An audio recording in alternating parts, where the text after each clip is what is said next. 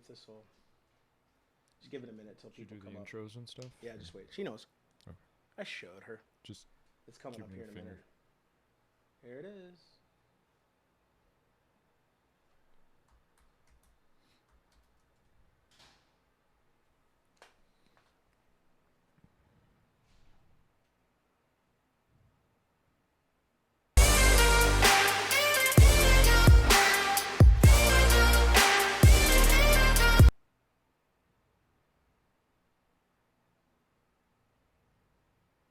Is it up?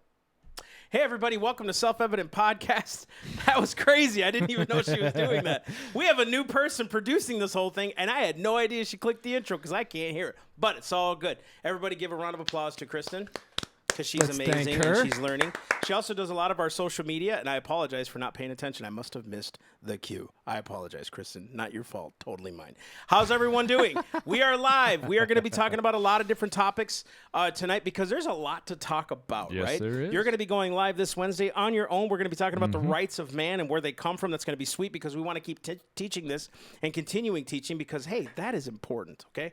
And that's why it is so important to be a part of what's going on nationally, but locally as well. I think a lot of the local governments kind of started usurping authority for a while now. Don't like that. We ain't down for that. So we're going to flip the script. And so we're going to be talking about tonight, and I kind of want to start off with this. I was at the local county commission board meeting. How'd it go? Boy, I'll tell you something. I'll tell you something. Tell me. I'll tell you something. Speak it. I'm going to tell you something. Here's what I'm going to tell you. And, guys, if you're on, please send some comments. We love to see the comments. We love to see what your guys' response are. But a lot's going on. So we decided to go to the county commissioner meeting because guess what? They are supposed to listen to and represent us, we the people. Guess what they ain't been doing? Listening to we the people. So we get to this meeting. It was kind of okay, I guess. And so what happened was we show up and then they start talking and they kind of do their little introductions and they had about 4 different speakers come up and talking about the fear of COVID and how COVID is still bad and oh my gosh, we can't open up too early and all these other things, right? Because they're the professionals. And then they had public comments.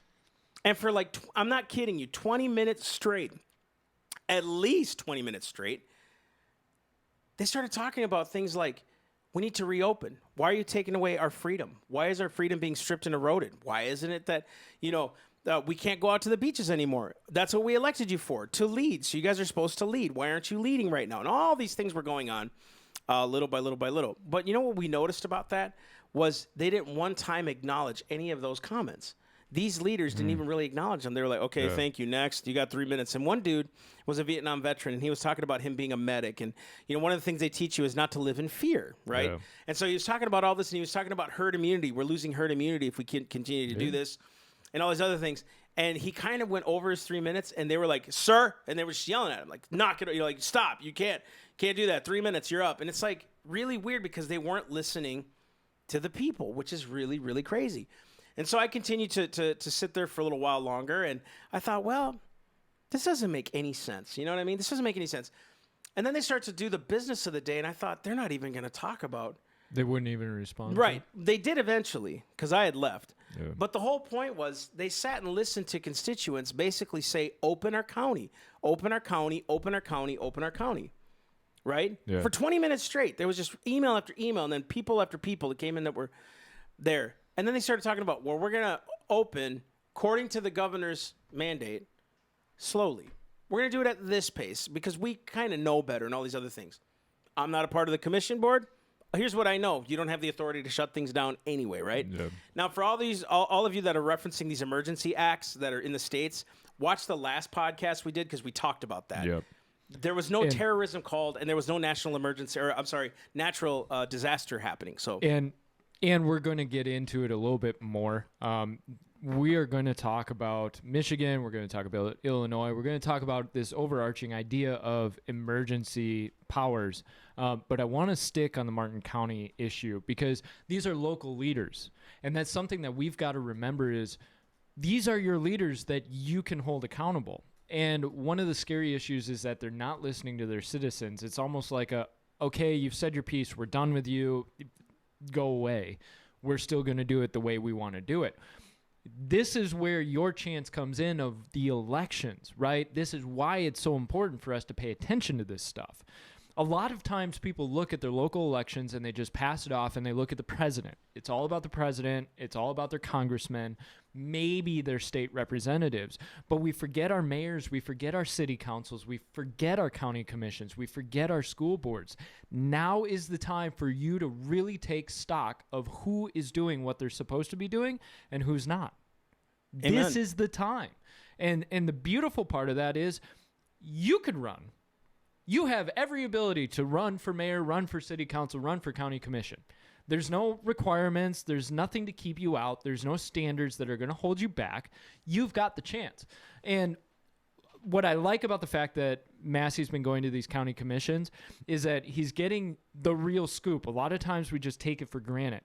And now you're recognizing, as we're letting you know of what's going on, you're recognizing that these people aren't listening to you. We have Martin County Commission who, I'm sorry, but we're putting them on blast. No, I'm not sorry. You're on blast. All right? Hear us out. You decide you're going to give up your decision-making skills for the beaches to Palm Beach because you were scared of some Palm Beach residents coming up. 100%. You're scared. You are scared. You're leading by fear. Guess what does not lead well? Fear.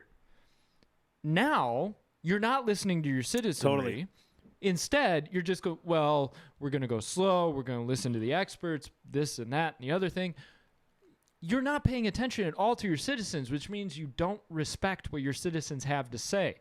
Your citizens are on the ground. Your citizens are the ones who are saying, look, I understand there's a risk, but my business, my livelihood is failing right now. I'm losing out.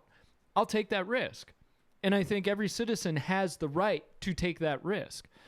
So, Massey, I want you to get in a little bit more of like your thoughts and your feelings after this commission. I think what happens is because I went with my pastors, and they wouldn't mind saying that. You know, we were all there because we were representing the church, and we're saying, hey, there's church rights here, and why isn't it that we're not even being listened to like that? Because rights, again, come from God. This is that premise that we got to keep hammering to people. When they get it in their heads that God is the one who ordains rights, and God ordains the authorities, as it says in Romans 13, not man, and they don't determine what the church does, I think that's when we'll begin to kind of take the land on this one. Yeah. If you can get it in your heart that you serve the creator of the universe that is above man, this isn't rebellion, guys. It's rebellion when they start to disobey their own constitution. Then we have a duty as citizens because we are a constitutional republic. They derive their authority from us. We derive our authority from the Constitution. The Constitution has a seedbed called the Declaration of Independence. That Declaration of Independence says laws and rights come from God. So guess where the original authority comes from? If we can continue to get this in the minds and the hearts of people, they will start to listen. And it's going to take time, folks. You can't do this overnight. I think sometimes we worry about, hey, what's the silver bullet answer? Absolutely. You can't do that because there's been so much oppression happening. It's going to take us on our knees doing what we need to do before God. We need to. So listen, let's go here for a minute. These conspiracy theories. A lot of that stuff's been coming up, okay? Let's just go with it. I've seen them. I've talked about them. When I first got saved and got into politics and government, I watched every single documentary out there that was a conspiracy theory. Every one. I mean, 9/11 and all these other things in the commission boards and, you know, trying to figure out who really shot JFK, all those things. You know what it developed in me? I started to operate out of fear. Because when you watch these documentaries, all they really show you is the problem. But what's the solution? What's the solution? Right now, I'm telling you, we need the God of Jehoshaphat. I need the God of Moses. I can't stand against Pharaoh by myself. A superpower? Are you nuts? I'm looking at a county commissioner meeting saying none of them are willing to lead from the front. Yeah. You see what I mean? They're willing to wait for other people to start doing what they're doing so we can kind of follow line and follow suit. And if you look at the logic of how they were saying this, they were like, oh my gosh, our beaches are going to be overpopulated. And I was looking at Carrie one day going, how many people in Florida actually go to their own beaches? I mean, it'll be overpopulated for like a week, and then everybody will go back to normal. Yeah, they'll go back home. Yeah, they'll go back home. It'll be like the only time we go to the beach, and we're not the norm, okay? Well, the only time we go to the beach is when people come into town from out of town that we know. Yep. What I'm saying is, the commissioners are there to make sure that the county is operating in accordance to the will of the citizen. They weren't given arbitrary rule over the citizen. And that's where I think people are missing this. That's what I get out of these meetings all the time. Yeah, and there's two things there that you point out that I want to talk about. So first, the whole conspiracy theory thing, you're right. Like, this is out of fear.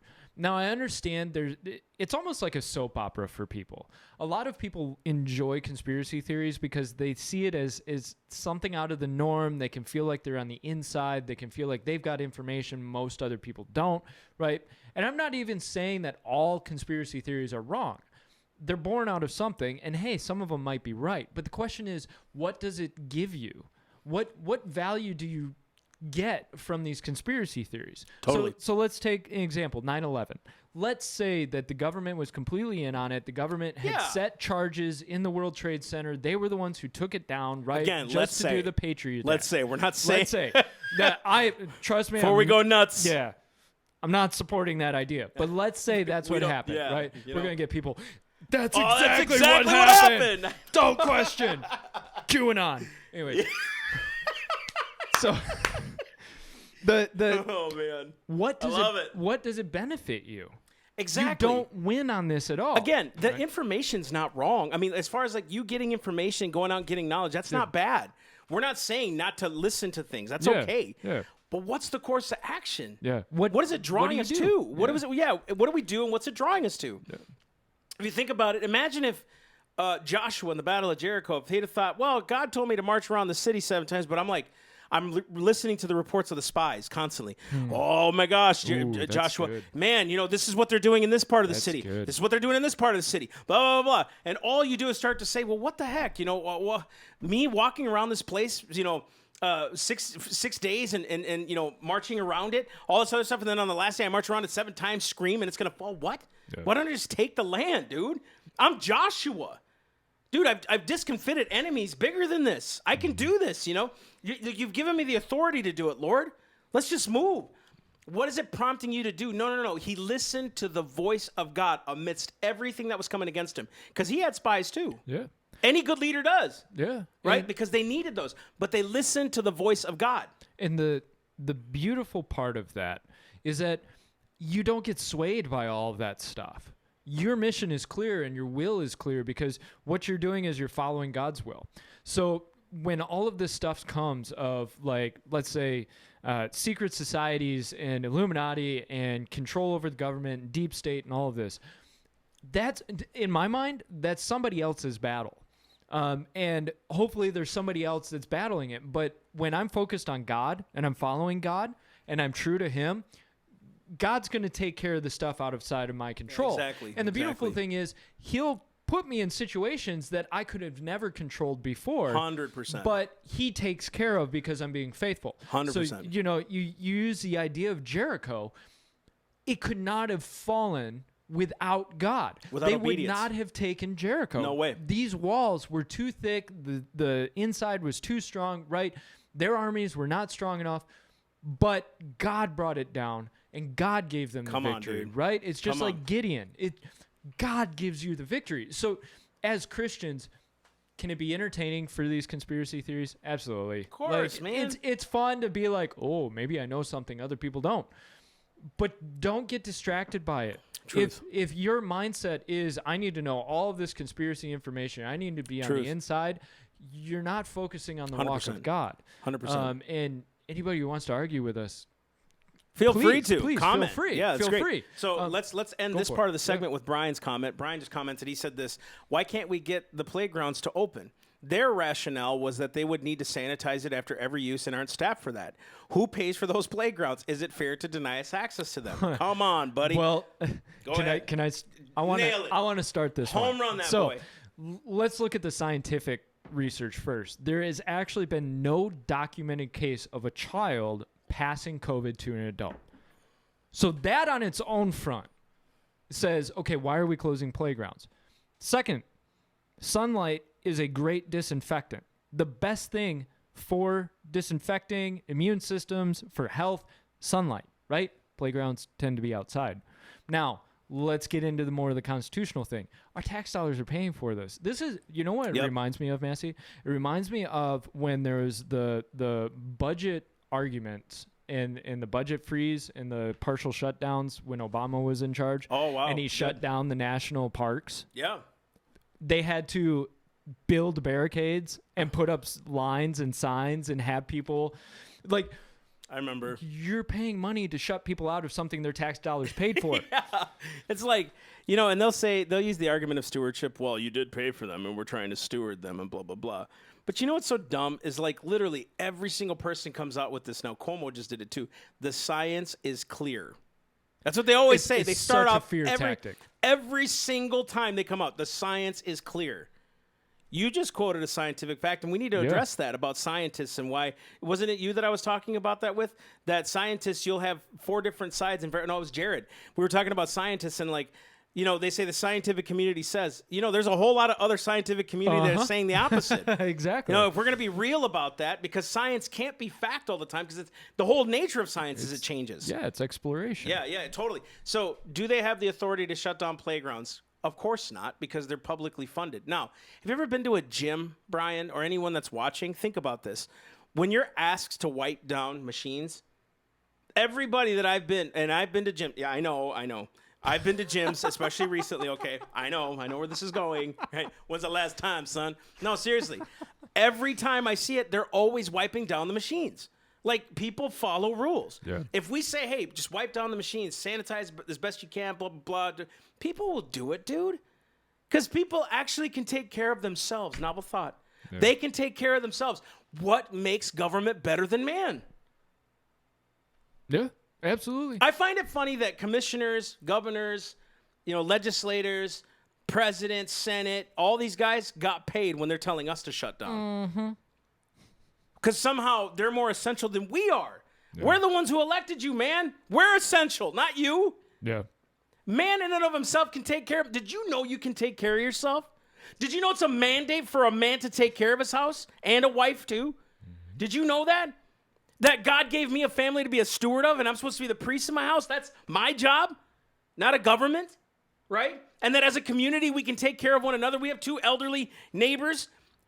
We're taking care of them. We're helping them just fine. I didn't see any government official trying to make sure they're okay. We've been doing that. Yep. Not to toot our own horn. There's other neighbors doing it. But our neighbors in our community got together to do that because they're elderly, because we're trying to take care of them, right? They know. We talk all the time, make sure they're all right. I don't need a government to tell me that. I don't need a government to tell me to sanitize. As a matter of fact, people actually will stay away from playgrounds if they feel unsafe. Yeah. And think about it. Do you think how many people drive in a snowstorm knowing it's unsafe? Yeah, it feels unsafe. I'll tell you what. I'll take a shot.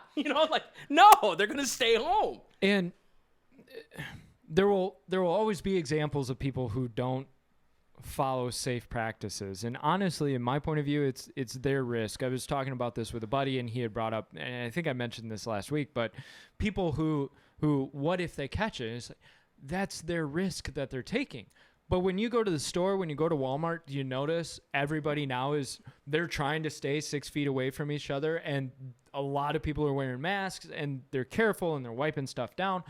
They're doing it themselves. And that's kind of been, so Sweden is finally being heralded by the WHO as a model for how other countries could follow it. And the big idea of Sweden is personal responsibility. Totally, dude. They trust their citizenry. They said, okay, these are some things that we really recommend you guys do. We're not going to lock anything down. We're not going to shut everything down. Let's just build up herd immunity. And guess what? They're building up herd immunity. Yes. But they're also approaching it from a personal responsibility point of view. South Dakota did that. And they're fine. They're fine. Now, some place like New York, I'm not arguing for lockdowns, but New York was a special situation. So I can understand, okay, maybe we need to do something a little bit different. We need to do something more special. But strip the rights of people?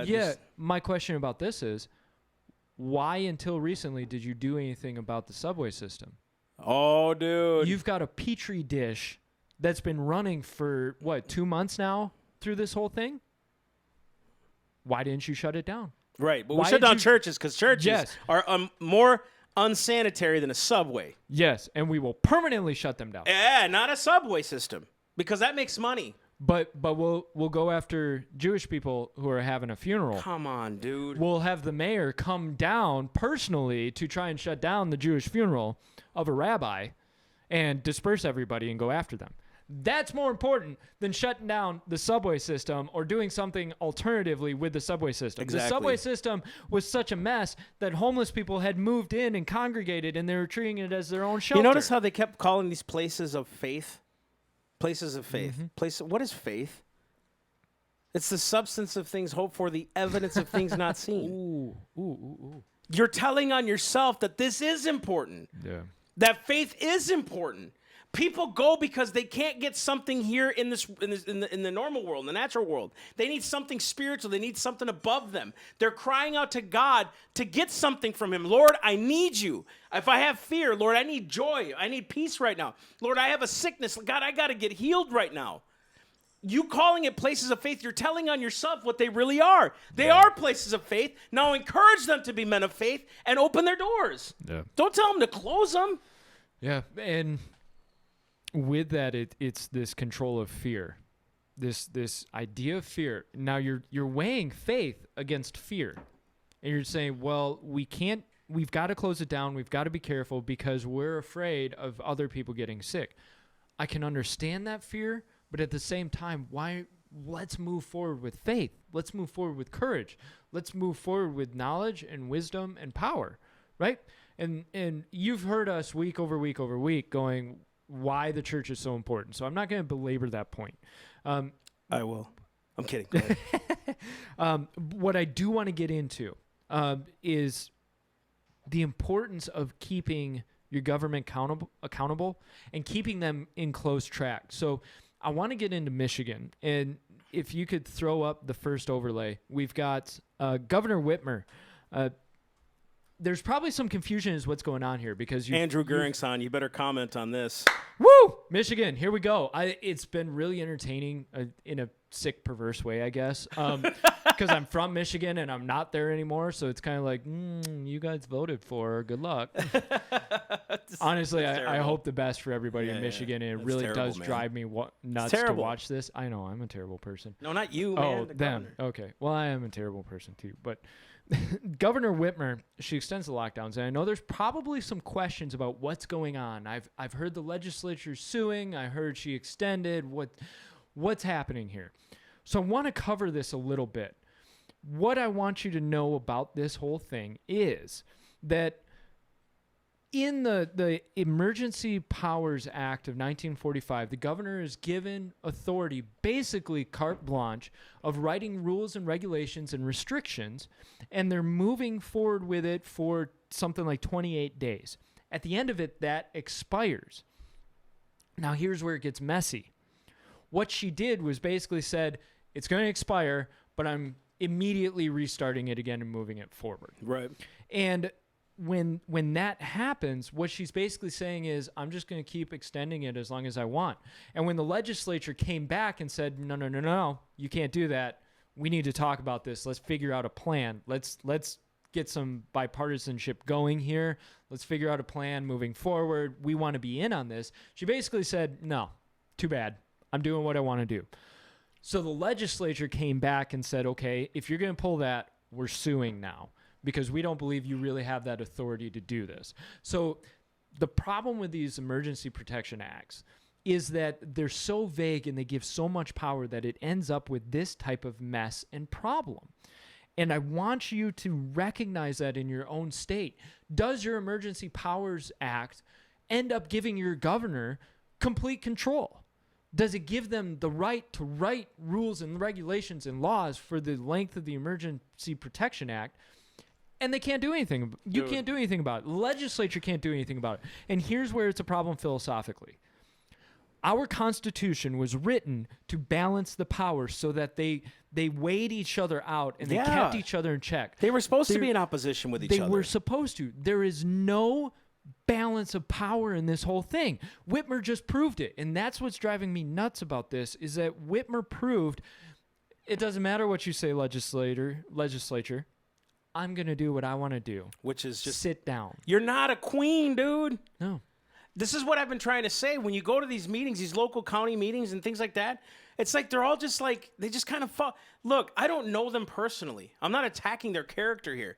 Here's what I am saying. You're not leading. Yeah. That's for darn sure. You're not leading, right? So they sit there and they'll listen to one person and they'll say, this is what we're doing. And they're like, okay, we're going to do that. You know, they don't question. They don't say, hey, maybe we should change that, challenge that. Maybe, you know, our constituents really know they're out there every day doing their business and their job. These parents have kids that haven't been outside of their house to go enjoy themselves. You know, we should probably start listening. No. We're just going to listen to what we want to do. And here's their excuse. You elected us to make sure that we could do this right. No, we elected you to listen to us and listen to the Constitution. Even the county constitutions, right? The same thing in Michigan. She is not a queen. They didn't give her a power to rule over a state. Yeah. That is not her job. That's not her job. She governs. The word governing meaning it's limited. If she's a ruler, then she has power and authority over the state. But folks, this should really make Michiganders think twice and really start thinking about future elections here. One. Second, start repealing these stupid laws. Yeah.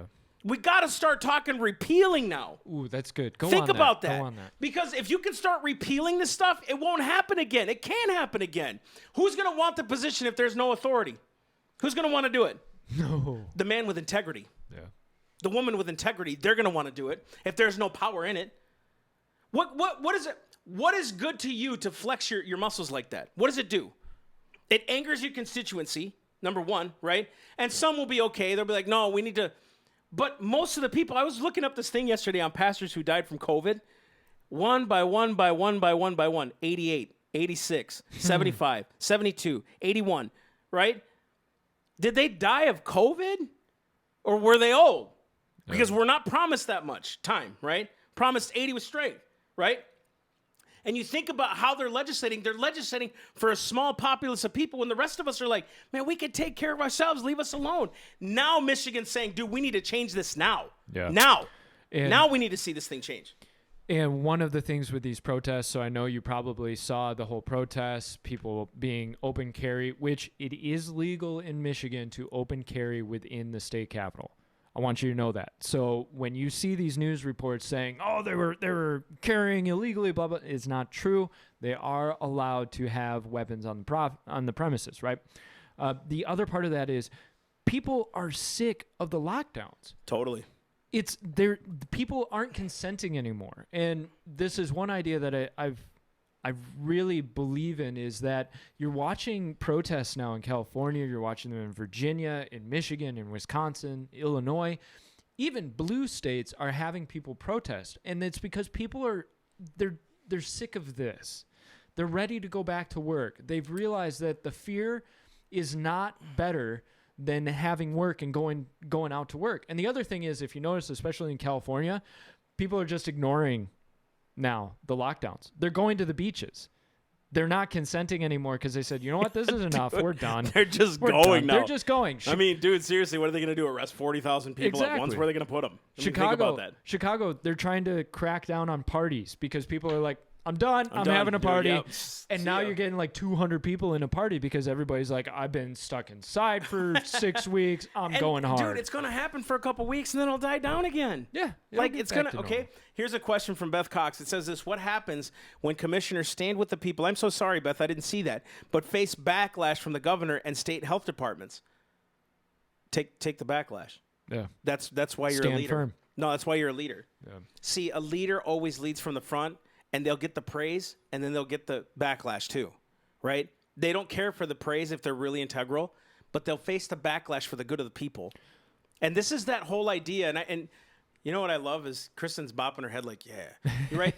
that the whole idea is if you're not willing to stand up and maybe face a little persecution and trial, are you really in it for the cause? Yeah. If you're not willing to get persecuted for righteousness' sake, I don't think you know what you signed up for when you became a Christian. It's the same thing in politics. When you signed up to be a leader, you lead. And if those people are defying above you, then get ready to face that persecution. Yep. Dude, it's going to happen. I was talking to a couple of hairdressers today. If you're not willing to get in trouble, then don't do anything. Because guess what? You're going to probably catch a little flack for opening up early. Yeah. You will, right? But what an opportunity to show that people can do this and win. And with that, the big thing about this is when you stand on principle and you have foundational principles that you guide yourself by, it doesn't matter what comes against you because you're standing on those principles. When we look at the founding fathers, they knew they could get shot, they could get hanged, they could lose all their money, lose their property, lose their families, and they went with it joyously because they understood the principles of what they were defending.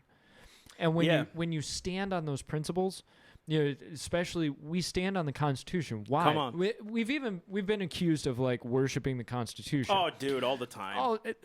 And it's what we're doing is we're standing for the principles of the Constitution. What do you do, dude? Because if you don't stand on principle, you suddenly start standing on whims. You stand on preferences and ideas that can change with the waves. We stand on principle because we know the principle will stay consistent no matter what's going on.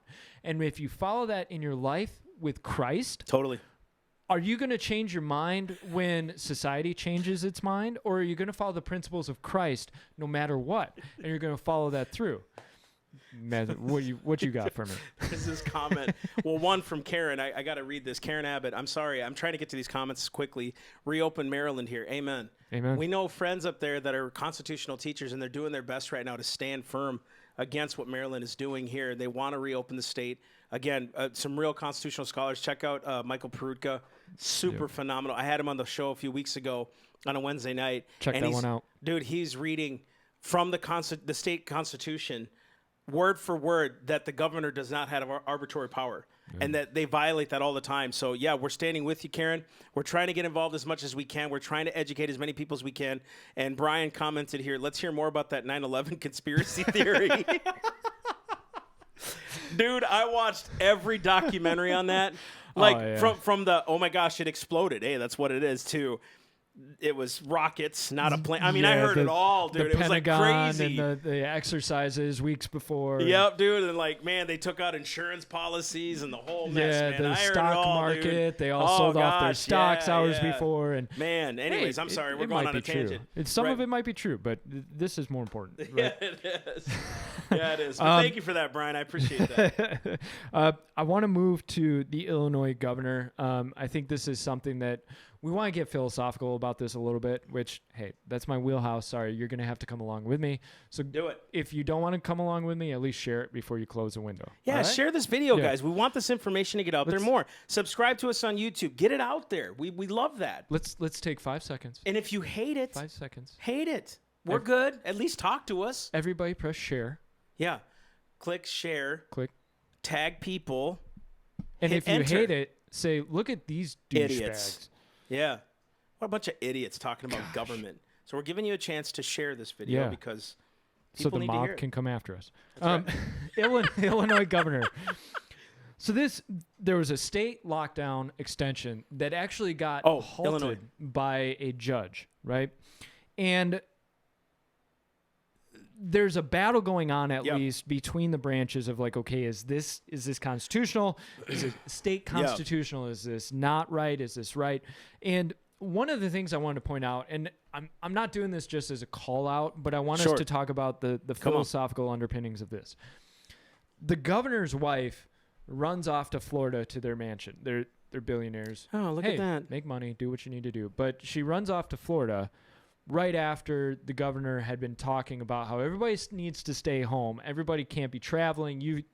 It is important. You're risking lives. Bro, it's Illinois. So exactly. Like their last 4 governors have been in jail, bro. In jail, no lie. Exactly. Yeah. Yeah. So we understand. A journalist calls him out on this and says, good for him. What about your wife? Which, yes, I want to support that journalist. Or for the journalist. For whoever it was. I don't know if it was a guy or a girl. I don't remember if it was a guy or a girl. But this journalist calls him out. And I want to say thank you to that journalist because we need journalists that are actually asking these tough questions. The governor comes back and says, don't bring my family into this. This is not a family issue. We're talking about political stuff here. And really went off on the journalist about this, like resented the idea that this journalist would raise this problem. Do you understand what happened there? Yeah. It's the same thing as the Chicago mayor. These rules are for thee, not for me. Same thing when Congress carved themselves out of Obamacare, right? We watch this stuff happen over and over and over again. Now, the reason I wanted to cover this is because if you don't hold your elected officials accountable for this stuff, they will take miles You give them an inch, they're going to take miles, right? Marie Antoinette, they're starving. Let them eat cake. That's right. There comes a point where you are so insulated and you're so protected that you believe the rules are for the peons and the peasants around you, not for yourself. But, dude, that happened with healthcare during Obamacare. Yeah. They didn't take that mandate on, right? I mean, there's just all the immunities that Congress gets. Of course they can pass these laws. They get immunity, Yep. right? That's how you know something's corrupt. Mm-hmm. That's how you know something's wrong with the system, right? When they don't have to abide by the rules they put on you, that is some dangerous. It was Thomas Jefferson that said it right, man. He said, where the people fear the government, there's tyranny. But when the government fears the people, there's liberty. Listen to that closely. The people can only be feared when they know what they need to do, and they do it. Bible even says it in James. Be a doer of the word, not a hearer only. And I'm talking scripture right now. It does me no good to just hear sermons and scriptures. It does me no good to just pray and do nothing. Not do what God's called me to do. It's easy to do those things. It's easy to listen and learn, right? Philosophers learned and learned and learned. And some that weren't saved, what was the learning for? Yeah. Nothing, right? They went to the ground with them, right? But it's the same thing in the natural. If you're just hearing and not doing, what's the point, right?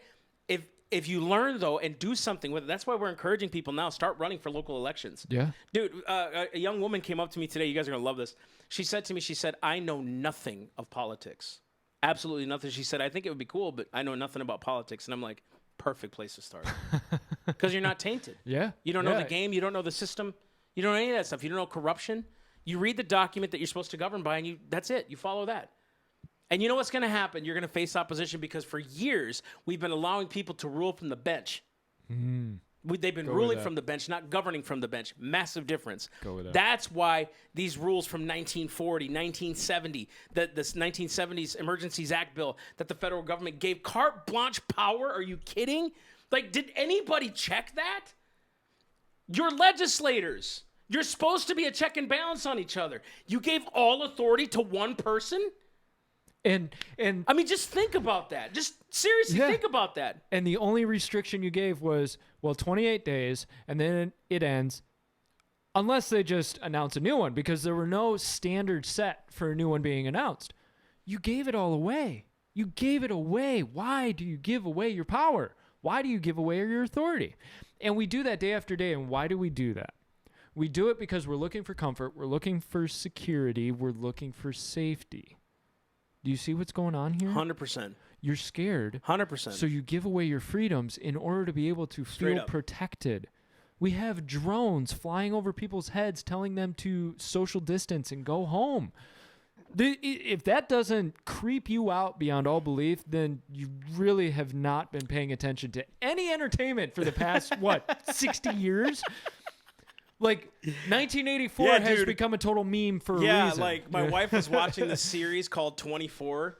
Kiefer Sutherland's in it. Straight up about, like, corruption. And I'm like, yo, this stuff's, like, legit, though. Yeah, you know, it like, is happening now. This ain't just, like, a movie. Like, this is legit. Like, I can totally see this happening right now, you know, cover-ups and all that stuff, you know? And it's like, again, I'm not a skeptic because I just want to be a skeptic against government. Folks, we're dealing with humans. Humans can err. Did you know that? We can mess up. Talking to my neighbor, he said he got saved. He was in the the gang was called the Lion Kings. It was like legit from, whatever. Probably shouldn't have said the gang name. But he was talking about being in it, and he got out of it and all these other things, and he was talking about, man, I'm just trying to I've been seeking God for 8 years. And he's like, I really want to learn how to preach, and I don't know how to. And he kept saying this. He goes, I'm not perfect, but God has got me on the path to righteousness. Amen. But dude, that statement just kept ringing with me. I'm not perfect, and it's like, bro, we get that. Like, I get that. God can use anybody. It's the same thing here. I don't trust government, not because of government's sake. God creates and ordains law, but man is in power, and man can screw it up. Man can screw it up, dude. Look what's happening. We can screw things up. Yeah. If I'm going to take on that position, I'd want you to be just as skeptical of me too. That's called accountability. Folks, if we learned church accountability, we would not have a problem holding those officials accountable. If we knew church accountability, why did John the Baptist have them sit around and confessing sins to one another? For accountability.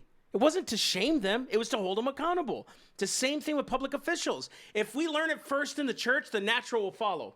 If we do it first in the church and we acknowledge God as sovereign and he's the one that's on the throne, it can't but bleed into the natural. Yep. It has to, because that's what bows down to God.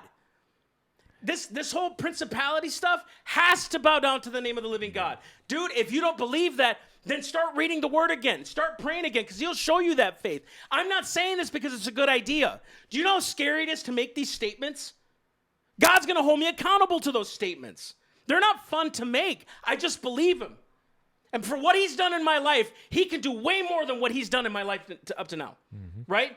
And so when we see the past people of history, and I read their old reformers, and I see what God's done through men and women in history, what couldn't he do through me? Their floor is my ceiling. Yeah. Their floor is my ceiling, man. Greater works I'll do because he called me to do those greater works. It wasn't a good idea to just say those scriptures. I must believe in them. Either he's God or he's not. And guys, I didn't sign up to be a Christian to sit down. I'm sorry. Some of you may find that offensive and wrong. That's okay. That's your conscience, and you don't have to follow my conscience. But I'll tell you this. I'm not going to sit down when I see the God of heaven being violated daily. I'm not going to sit down anymore when an abortion clinic is considered essential and not a church. I'm not going to sit down anymore when my kids are being told you need to get vaccines. Because guess what? It doesn't matter about your religious exemptions anymore. And we're going to force your kids to do it. I'm not going to sit down anymore when a government tells me that you need to shut down your church because we are telling you to. Sorry, dude. You're just a man. You're just a man. It's time to quit stepping around these issues and start walking in faith and believing the God that we preach. Yep. Dude, if he can cast out devils, then I'm telling you, he can stop a system.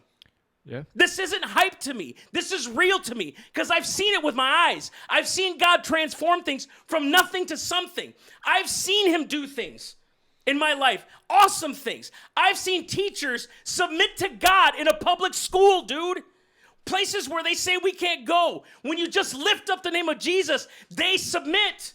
They bow, dude. People that have cursed us for years, they now are our friends. Because God can turn the situation. Listen, if he can do it to past people, he can do it today. He's just looking for you to stand up and do it. That's it. Whatever it may be. Be encouraged, men and women of God. Be encouraged. You can do this. Right? Because that Bible is 66 books worth of people that did it. And they stood. Not perfect. They sought the one who was perfect. Yep. And is. The beautiful thing of this is that there are people there who, they're not perfect, but they're good-hearted and they have good intentions on what they're doing. And I don't mean good intentions in the sense of, well, good ends, so therefore the ends justify the means. I'm talking about good intentions with principle. And there are good people out there who want to do the right thing and follow the Lord and do what the Lord's calling them to do. So don't lose hope that there's nobody out there. There are people who are fighting. There are people who are standing up, right? We honor the memory of the founding fathers. Why? Because they were good men who stood for principle. Did they have faults? Did they have sins? Absolutely. But they were still good men who were fighting for a principle. Just like Martin Luther King Jr. Whatever was going on in his personal life, he was fighting for a good principle. And you can fight for a good principle too. And if you don't want to, support the people who exactly, are. Dude. Right?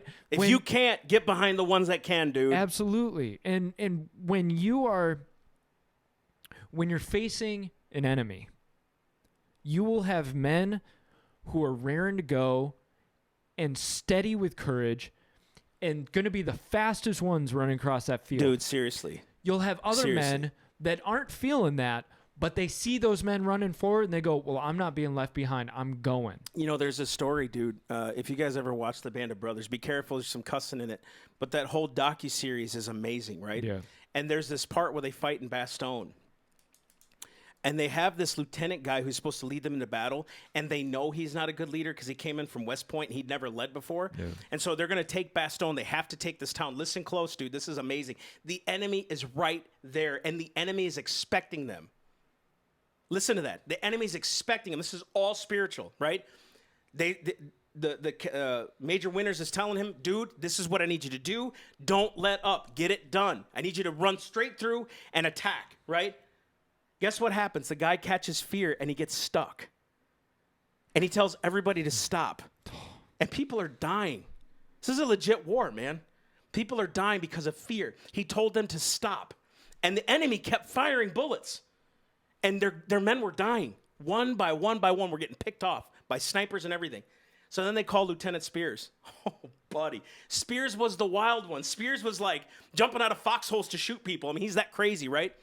So the major calls over. He goes, Winter, or what did he call him? Spears, get over here. So he sends him in. And he goes, go relieve Dyke and take that attack on in. He goes right up to Lieutenant. And he said, I'm taking over. The lieutenant couldn't even talk to him. He was so afraid. Spears said, what's going on? He did exactly what he was told to do. Take out everything you need to do and take that city. Mm-hmm. They go into the city. The enemy's still firing on them. They finally reach the gates of the city. They go into the city. And then the lieutenant tells Lieutenant Spears, the sergeant, he was there. He said, if we don't connect with E Company or D Company who's behind us, we're going to lose them. They're going to pull away. He ran straight through the city by himself, connected, and ran back. This is a true story. Mm-hmm. And connected. And they took the city. And all the while knowing the enemy was going to attack them while they were firing on them, while they stopped in fear, and it took one man to put courage in them. Yeah. What could you do in your church, guys? Your business, your city council. What could you do? And I'm really glad you brought up Band of Brothers because I want to bring up Winters. I was reading an article about this guy, and the reason this guy was such a stalwart, great leader was because he was super focused on the details of life, right? He held up releasing Band of Brothers because there was swearing from his character and he was refusing for his character to be swearing. That's how much he stood on principle. And this guy stood on principle every day of his life of doing what needs to be done and following through on the discipline of the routine, right? He did the details correctly so that when he was in the middle of war, he focused on his details and continued moving forward. And if you're scared in this situation, let's say by the virus, you're scared, you're not sure what to do, everything's changing around, you need to look at the details and the routine and the discipline of your life around you. Are you focusing on the discipline and the routine of your faith and your relationship with God? Are you focusing on the discipline and routine of taking care of your work, of your family, of your house? Or have you let it all go to pot, right? There is a huge importance in following through and staying courageous and staying true to yourself. When you stay true to yourself, you build courage to move out on principle. Dude. That's so important. That's right. So that being said, guys, there's a lot to be said. No, I'm serious. Like, listen, I'm just gonna vent, not vent, but because I've been venting, but I hate current politics. Yeah. You know that. I've said that since the beginning of the podcast. I hate covering current politics. Do you know why? Because I feel like we're talking in circles a lot. I'm not saying we shouldn't have done this, okay? But here's why my frustration grows and why sometimes I get really passionate about this is because we're talking about people who will not submit to law. And you and I are starting to understand law and they don't know. So either they conform to that law or we start to take those positions, godly positions, and we start to take over and say, you know what, dude? No, we're going to listen and get man free again. Pastor Jan was preaching this morning, dude, about liberty and freedom. Yeah. First thing she opens with is give me liberty or give me... From the pulpit, dude. Listen to that. From the pulpit, we're quoting Patrick Henry's quotes. Come on, man. That's what I'm talking about, dude. It's not that we're using the pulpit for political gain. Is liberty of man political? It's God-given. And this is just one facet of our ministry, okay? Self-evident talks about politics and government. But the gospel sets men free. What is the point in being free spiritually if we're not free naturally? What good does it do? What does it do, right? I don't like current politics because we're starting the talking points way down here when the whole time God's bringing us up here in conversation. And now is the time, folks, to start really evaluating your life. Frustrated at business? Ever think about considering running for public office? Frustrated at your current workplace? You ever think about running? You get frustrated what's going on out there? You want to know how I know it's your calling? You get frustrated and you're up in arms on what to do about it. That's how I know it's a calling on you. I can't stop talking about it, dude. Yeah. Right? But my calling is not just that. My calling's to lead people. That's why we're at church. That's why we have the ministry. And I hope that you can help, do all that with us one day. And that politics is just a piece of that, right? All of that is godly and can be godly. All of it, right? So when we're talking about these things, it's not just because we like talking about them. It's because there's answers to be given to the world. Now, we'll continue to teach you. Out of this, though, has to come some hope. You know where the hope is? You're looking at the camera. You is the hope. You're the hope. You're the one enacting the faith here on earth. You're the one praying for the kingdom on earth to be done. The kingdom of heaven to be on earth as it is in heaven. That's what you're the one asking for that. You're the one crying out to God, asking him what to do next. Lord, what do we do about this? Well, then I bet you any money he's going to put you to action. Why would you complain and cry out to him if he's not going to put you to be the one that fixes it? People think that this was bad. I think this was the best thing that could have happened to the church. Yeah. The best thing that could have happened. The enemy kept shooting at us while some of us stopped. Not bad, some of us stopped. But the enemy kept shooting. You know what all it did? It revealed the enemy. Mm-hmm. That's all. And we have a Father who's greater than the enemy. I have a Christ who defeated death and the enemy. I have a Holy Spirit to help me, lead me into the truth against the enemy. That the gates of hell shall not prevail against me because I'm a servant of God. Those words, folks, ring true. So this ministry has nothing to do with politics, has everything to do with how God establishes rule, law, and government. That's apostolic. I mean, how do you follow that up? How did Mike drop, right? I had to say that, dude, because sometimes you and I have these conversations outside. We'll sit down after the podcast, and I'm like, Lord, what? Lord, what? I get passionate. I get to do this and be passionate and go out and speak to people. That's fun, right? And then I get to go to church and love people and bring them into the fold, bring them into the truth. We just got interviewed by Revive Talk, the new TV show we're doing from Revive Church, right? And we just got interviewed about God-given rights and all these things. Folks, the church has the greatest audience in America. The church has the greatest audience in America. Listen to me. It was D. James Kennedy from Coral Ridge Ministries that was the one that said, all the abortions that have been happening and 300,000 pulpits remain silent. Mm-hmm. That man of God stood, man. We have the greatest audience in the history of mankind right now is the church. No. We have more business owners in our churches than any other place. We could do this. We just need to do. Yeah. That's all. Yeah. And we want to give you hope, and I hope you're hearing the hope in all of this is because I think sometimes people think we don't love, we're just... I don't think... We're I don't know. Shooting, right? But there's this idea that there's not love, but I want to ask you, is there love in wanting freedom and liberty for everybody, no matter whether they agree with you or don't? The point we're trying to make is God adores the idea of freedom and free will. If he didn't appreciate free will, he would not have given it to us. He would have said, no, I'm going to force you to love me. But instead, he gave free will. He gave choice. Why? Because he adores the freedom to make a decision. And what concerns us about all of this is you're losing your freedom to make a decision. You're now being told more and more what to do, when to do, how to do it. And I want freedom for everybody because I don't want to go down that path of authoritarianism. I don't want to go down that path of oppression.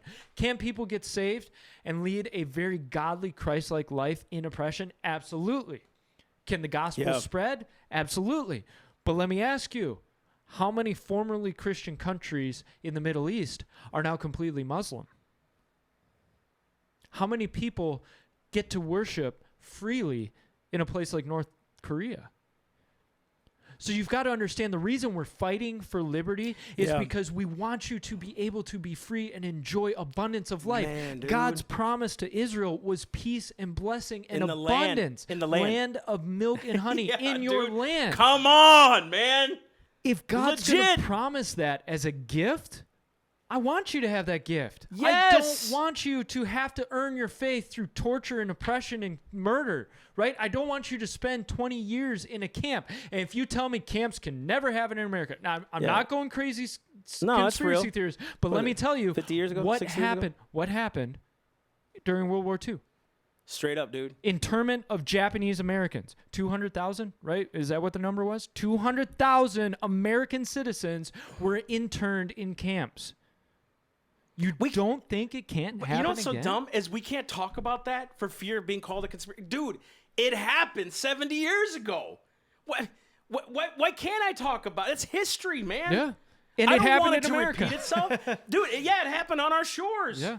If it happened then, it can happen again. And it's real. And what again, you can say what you want about what we're talking about. It's okay. But you know what? We'll continue to stand, and I pray to God. Those that do and continue to stand, see the fruit of their walk. Yeah. Just see the fruit of their walk, that God could give them that peace, that they did everything they could before God. Yep. That they know that they followed their conscience rightly. Absolutely. Go ahead. So, with that, guys, I want to thank you so much for tuning in. I want to thank you for your support, your comments, your likes, your loves, your shares, even your thumbs down. We love it. We love it. We love connection. So go with this, that you can still stand up. You can still support those who are standing up. You can still do your part. And if you're not sure what to do, start praying of like, okay, Lord, I know there's a problem. What do you want me to do? And he may tell you to just wait and soak. You can do that. Be patient, right? So that being said, I want to thank you, Massey. Kristen, thank you. Creston's rocking it. Did she Yeah. do good? Comment below. Did she do good? Because this is her first Give her time. She love. like rocked it. You didn't even mess up once. I messed up all the time doing that stupid switcher. Oh, I it's love the such a technology, pain, man. but I can't do it while I'm talking, man. I get screwed up. Me too. She did so good. So with that being She said, deserves a raise. Who do I talk to? Oh! With that being said, guys, we love you. Have a great night. Love you guys.